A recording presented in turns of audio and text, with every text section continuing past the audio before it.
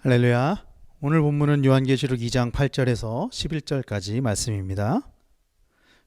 요한계시록 2장 8절에서 11절까지 말씀입니다. 우리 한 목소리로 같이 한번 읽어보도록 하겠습니다. 서머나 교회의 사자에게 편지하라. 처음이며 마지막이요 죽었다가 살아나신 이가 이르시되 내가 네 환난과 궁핍을 알거니와 실상은 네가 부요한 자니라. 자칭 유대인들이라 하는 자들의 비방도 알거니와 실상은 유대인이 아니요 사탄의 회당이라. 너는 장차 받을 고난을 두려워하지 말라. 볼지어다 마귀가 장차 너희 가운데에서 몇 사람을 옥에 던져 시험을 받게 하리니 너희가 10일 동안 환난을 받으리라. 네가 죽도록 충성하라. 그리하면 내가 생명의 관을 내게 주리라. 귀 있는 자는 성령이 교회들에게 하시는 말씀을 들을지어다. 이기는 자는 둘째 사망의 해를 받지 아니하리라. 아멘. 오늘 우리가 읽은 본문은 요한계시록의 말씀이죠. 요한계시록 말씀은 사람들이 많이 오해하는 부분들이 있어요. 그러니까 요한계시록을 사람들이 어떻게 받아들이냐면은 요한계시록은 종말론에 관련된 말씀으로 많이들 이해를 합니다. 그런데 요한계시록 성경에 보면은 예수님에 관한 이야기라고 이야기를 하고 있어요. 그래서 제5의 복음서라고 부르기도 합니다. 요한계시록은 이런 성격을 가지고 있는데 또 한 가지 성격을 가지고 있는 게 이것은 소아시아 7교회에 보내는 편지의 형식을 또 가지고 있어요. 그러면은 편지라는 게 보내는 목적이 있고 수신자가 있는데 이 편지를 보낸 목적이 무엇이냐 하는 것이죠. 왜 요한은 소아시아 7교회에게 편지를 보냈겠느냐 하는 거예요. 당시의 시대 상황을 보면은 요한계시록은 AD 85년에서 95년 사이에 쓰여진 것으로 추정이 됩니다. 잘 알고 있는 것처럼 요한은 반모라는 섬으로 유배를 가게 되는데 요한이 유배를 가게 된 이유는 도미티아누스 황제의 박해 때문에 유배를 가게 된 것이죠. 도미티아누스가 AD 80년경에 정권을 잡고 사실 처음에 경제적으로 어렸던 그 로마를 부흥시키기 위해서 그리스 로마의 신들을 복원시키고 또 자기 자신을 황제이면서도 신으로 승격하기 위한 작업을 한 적이 있었어요. 언젠가 제가 설교 때도 말씀을 드렸었는데 그래서 도미티아누스 황제는 모든 로마 시민들에게 자신을 신으로 부르기를 요구를 했습니다. 로마 사람들이 이것에 대해서 어떻게 반응했을까요?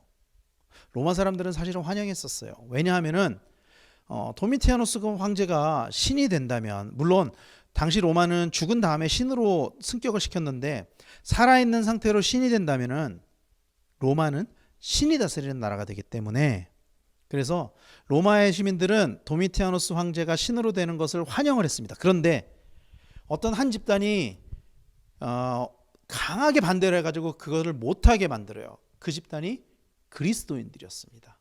그래서 도미티아누스는 그리스도인들을 미워했었어요. 그리고 자기가 정권을 잡고 국정을 장악하고 한 10여 년이 지났을 때 AD 90년 전후로 해서 다시 이 정책을 밀어붙입니다. 그러면서 자신을 이렇게 부르라고 강요합니다. 도미누스 데 데우스, 나의 하나님, 나의 주여, 이렇게 부르라고 합니다.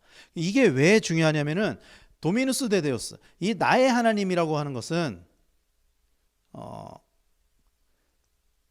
그 당시에 그리스도인들이 예수님을 지칭할 때 쓰는 표현이었기 때문이에요.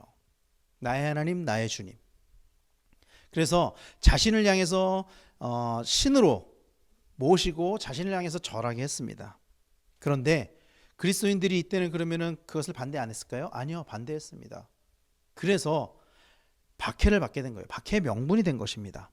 그 박해 가운데 박해를 당하는 소아시아의 7교회에게 편지를 보낸 거예요. 이 소아시아 7교회에게 보낸 편지가 요한계시록 2장과 3장에 걸쳐서 나오는데요. 이 7교회에 편지 보낸 내용을 보면은 7개의 교회 중에 2개의 교회는 칭찬만 받습니다. 또 2개의 교회는 책망만 받고요. 나머지 3개의 교회는 칭찬과 책망을 같이 받았습니다.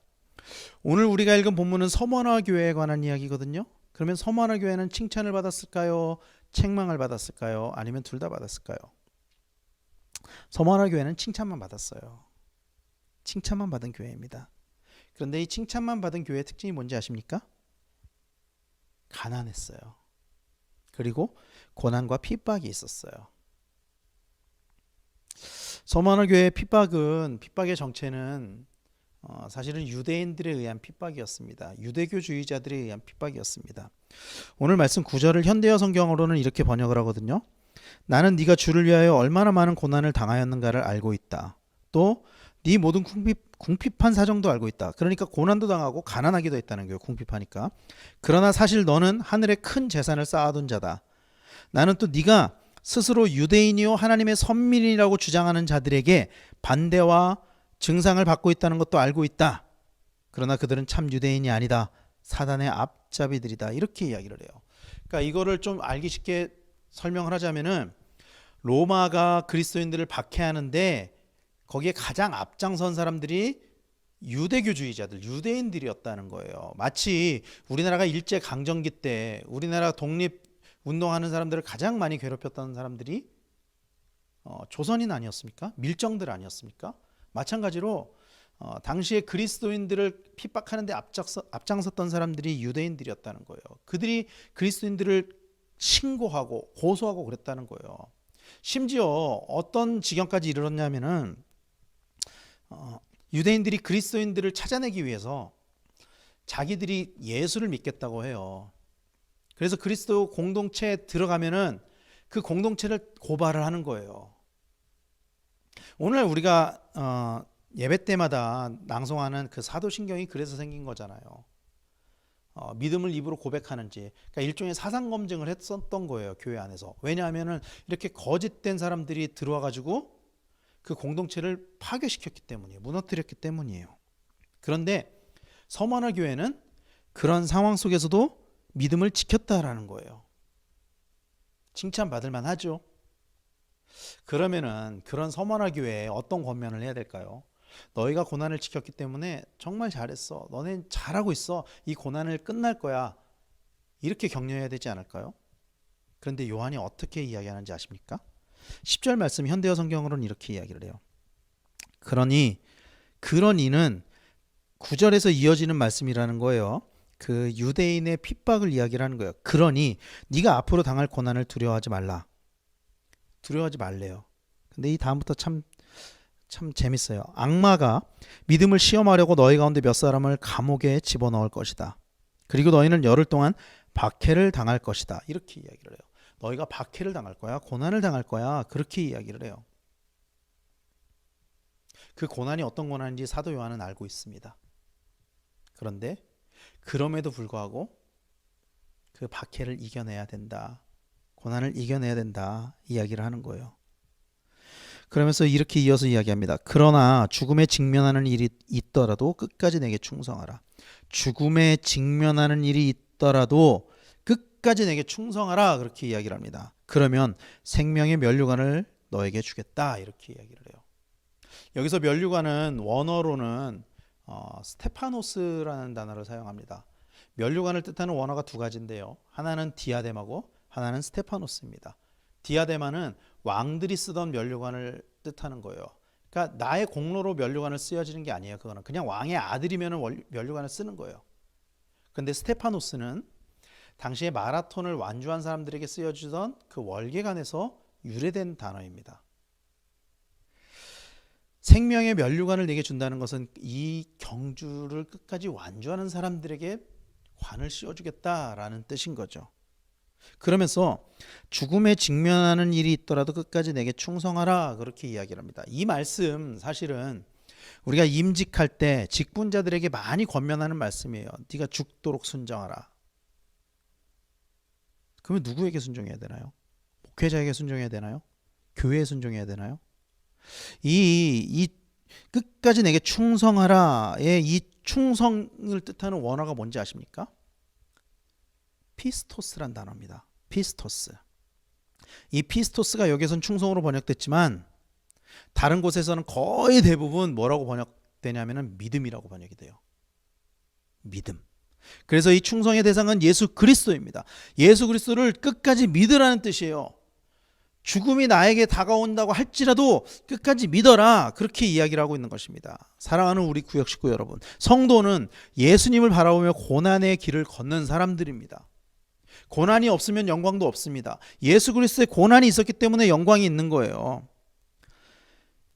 빌립보서 2장에 보면은 그 예수님을 지극히 높은 곳에 올리셨다라고 이야기를 하고 있잖아요. 예수님이 고난을 당하셨기 때문이에요. 그 영광을 바라보는 사람은 어떤 고난도 이겨낼 수 있을 줄로 믿습니다.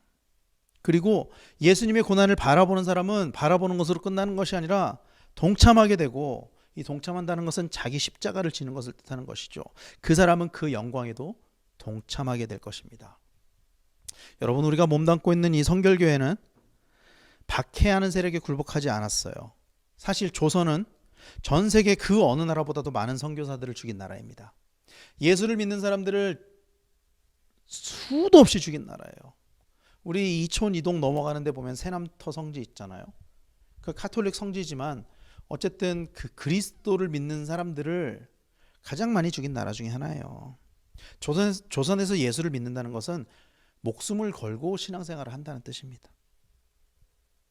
그러면 조선이 망하고 일제강점기 때는 덜했을까요? 아니요. 일제강점기 때도 교회 핍박받았어요. 신사참배를 강요받기도 했었고요. 특히 성결교회는 재림신앙을 고수함으로 인해서 교단이 폐쇄되기도 했습니다. 그 일제강점기가 끝났을 땐 괜찮았을까요? 아니요. 6.25 때 많은 교회가 파괴되고 많은 성도들이 납북되거나 순교당했습니다. 우리가 알고 있는 문중경 전도사님이나 또 저 충청도에 가면 그 순교지 교회들이 있거든요. 복음을 전하다가 순교당했고 또 믿음을 지키다가 순교당했고, 수많은 순교자들의 죽음을 우리 성결교회는 기념하고 있습니다. 성결교회가 핍박을 이겨낼 수 있었던 이유는 이 초대교회 때 성도들과 같은 이유였어요. 재림신앙을 가지고 있었기 때문이에요. 예수님이 다시 올 거라고 믿었기 때문이에요. 영원한 하나님 나라가 우리에게 주어진다고 믿었기 때문입니다. 그러므로 말미암아 세속과 구별된 삶을 살았기 때문입니다. 성결교회는 처음부터 지금까지 성결의 믿음을 지키고 있습니다.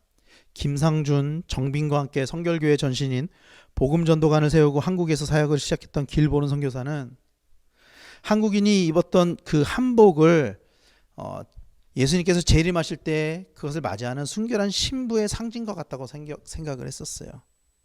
그래서 한국의 기독교 신자들은 일제강점기 하에서 일제가 개화시키려고 서양의 그 옷을 입게 하기를 강요했지만 한복을 입기를 고집했어요. 더러워진 한복을 세탁하는 모습이 인간의 죄가 예수님의 보혈로 씻겨서 다시 깨끗해지는 것과 같다고 여겼던 그 성결교회 창시자들은 성도의 정화 운동을 함으로 말미암아 교회가 교회다운 모습을 가지게 되었다라는 것을 기억해야 합니다.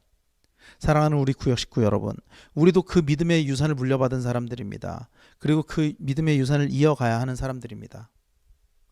오늘 우리에게는 우리의 믿음의 선배들과 같은 핍박은 없죠. 그러나 우리의 믿음을 유혹하는 것은 훨씬 더 많은 것 같아요. 더 많은 것 같아요. 그런 가운데서 믿음을 지키는 우리 성도님들이 되시길 바랍니다. 어떠한 상황과 어떠한 환경 속에서도 여러분 믿음을 지키세요.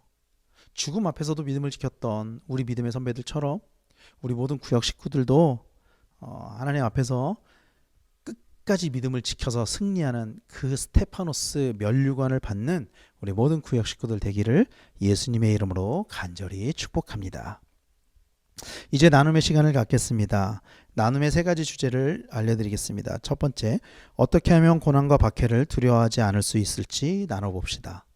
두 번째, 악한 세력이 잘 되는 것과 그들의 반대에 부딪혔을 때 우리는 어떻게 해야 할까요? 세 번째, 성결의 믿음을 지켜내기 위해서 우리가 할 수 있는 것을 나눠봅시다. 이 주제를 가지고 우리 모든 구역 식구들이 천천히 아주 깊이 있게 나누시고요. 이후에 찬송하시면서 구역 헌금하시고 주기도문으로 모든 구역 예배 마치기를 바랍니다.